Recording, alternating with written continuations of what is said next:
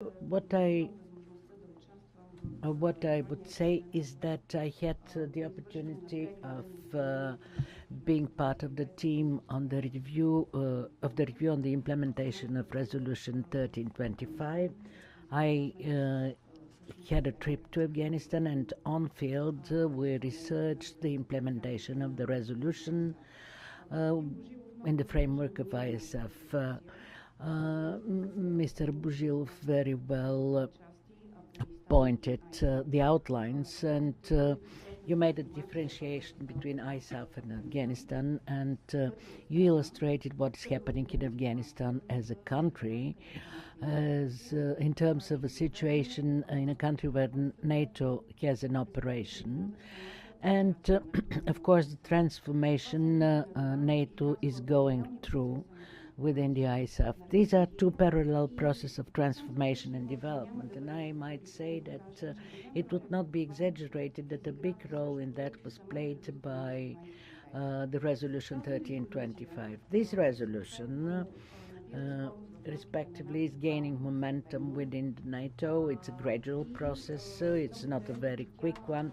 It's very interesting to note that actually the resolution is understood the best on the level of militaries, on military strategic commandments, and the creation of the action plan under Resolution 1325.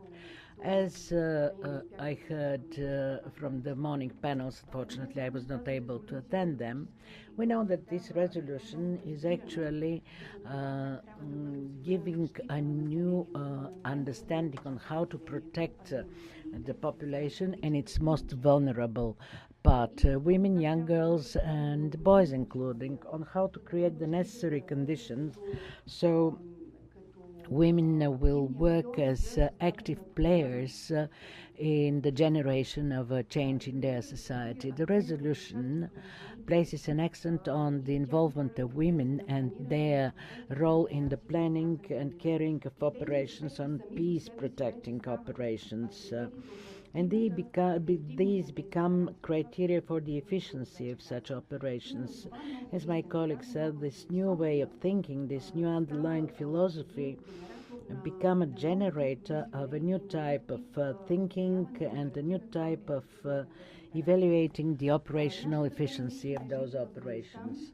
Our topic is Women in Afghanistan, a key to the successful completion of ISAF in Afghanistan.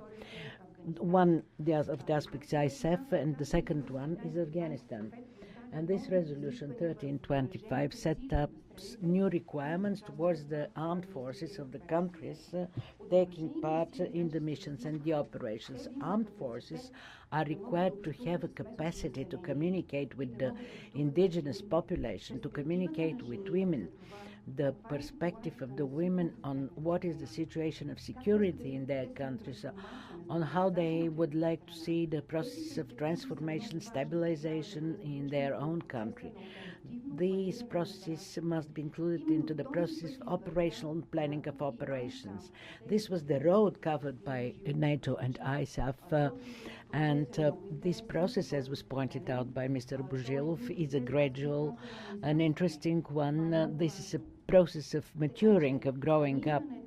We are on the stage of speaking that we increasingly speak about national contingents should take part in a new type of operations.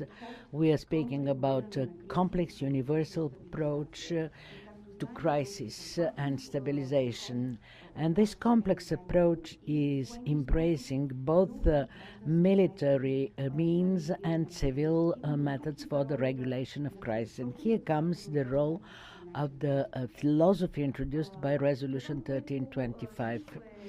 What as well is worthwhile noting and important is that review, and maybe this will be no secret time revealing, this project which was implemented under the implementation of Resolution 1325, I would say that this was an assessment which was very frank and open one.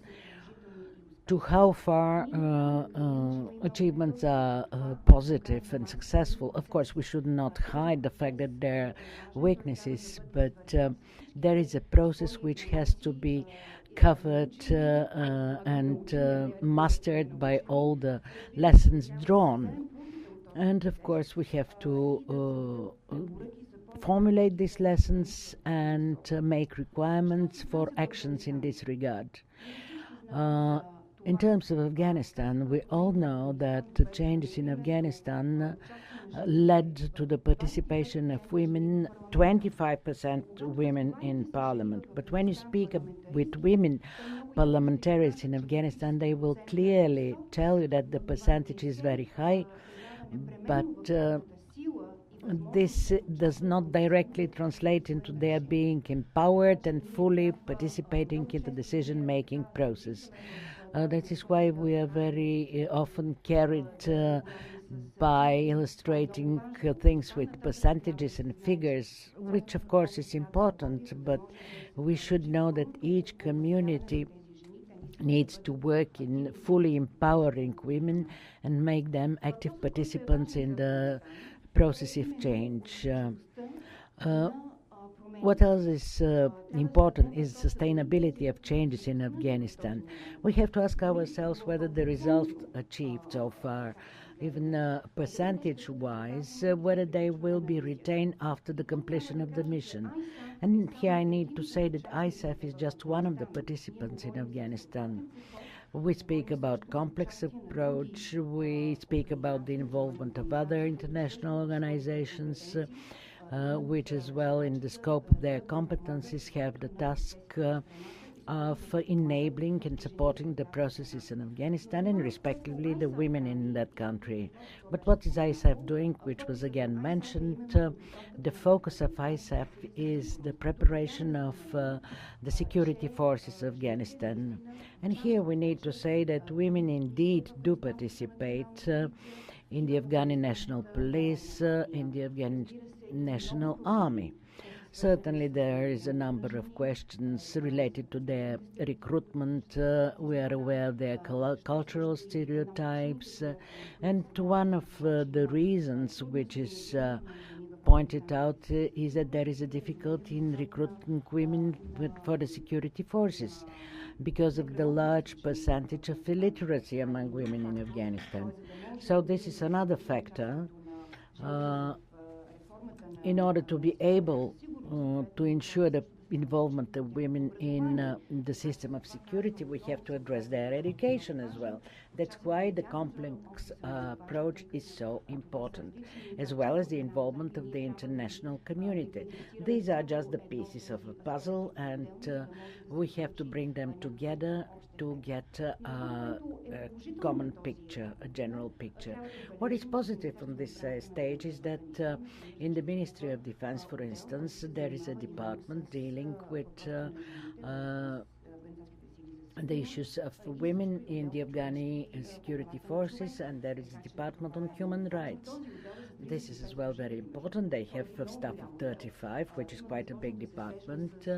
I had the opportunity of meeting the Deputy Minister of Defense within this review, which was performed by a NATO team, and I have to tell you that speaking with the people working in the Ministry of Defense, they are very well familiar with the resolution. Even here in Bulgaria, if we speak with people both in the Defense Ministry or belonging to the political governance of the country, they might not be familiar with this resolution, and this is a very positive aspect which has to be taken into consideration and accounted for as progress.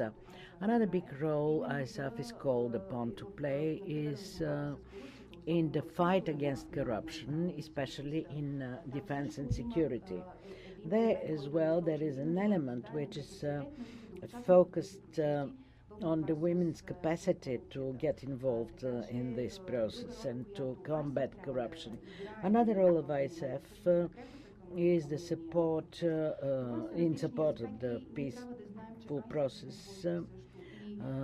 We have as well to know that ISAF has its there is a limit of its capabilities, but one way or another, ISAF will finish by the end of 2014. So we have to look in perspective what has been done and what needs to be done, and then we ought to look at the new mission of NATO, which will be concentrated on the training of armed forces of Afghanistan, so that the progress achieved so far to be retained and become sustainable. That's what of importance on this stage, and we as an international community have to focus on this process. And finally, I would like to conclude with the words of the Deputy Minister of the Ministry of the Defense Ministry, Professor Mustafa Ali. She says the following: we achieved a lot of successes, but we will not give them up. We will continue to fight for our rights, and the support of the international community is of great significance. I interpret this as an appeal to us, the international community, to draw lessons from the mistakes we committed, to perceive this as a process, and above all to see the potential of this resolution 1325, which represents a big political impetus which could find its application on all levels of our military structures, on strategic, operational, technical level, and how this experience might be transferred to Afghanistan. Thank you, Nadia.